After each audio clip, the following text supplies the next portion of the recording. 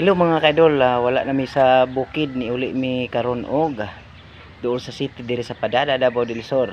So naguli mi no, mobalik pud mi taud-taud sa bukid. So lipay kay mi mga kaidol kay ni gawas na gyud ang bulak sa akong sunflower.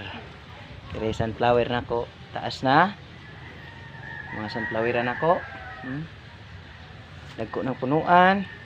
Pero ang nang bulak sunflower na nagid mga ka-idol. So nakita ninyo? Oo, namunga na. Namulak na siya. Na kining followers ani oh. Mao na pud ni mabulak sunod. Kini. So ang unang namulak, kining naguna mga ka-idol, kini. Sunflower. Yes, so di ba? Oh. Niguho na iyang bulak. So nindot kay mga kaidol.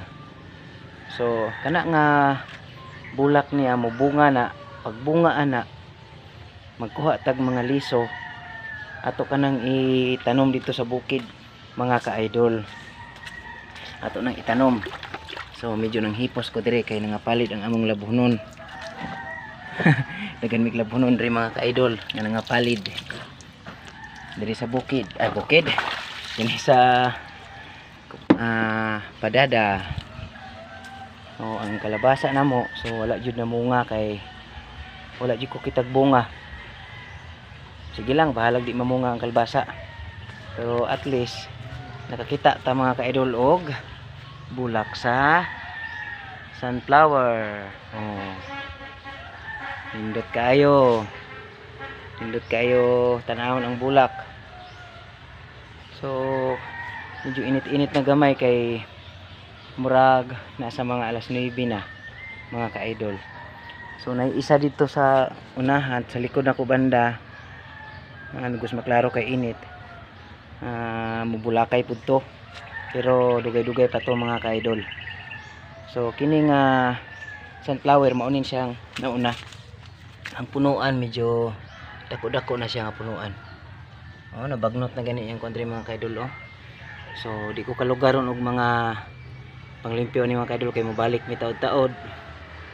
So nagbaba lang ta kay na ako giayo mga kaidol. Nagayo kog TV ug washing diri. So nalipay ta kay niguho na gid ang bulak sa sunflower nato. Kana mubunga na siya.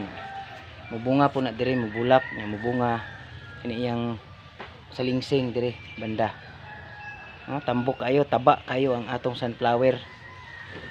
Nindot kayo mga kaidol, duol manggod og kuan tubigan. Tuol siya sa tubigan. So mao lang na mga kaidol no. Daghang kay salamat sa pagsubaybay sa ako. God bless natong tanan. Happy Sunday.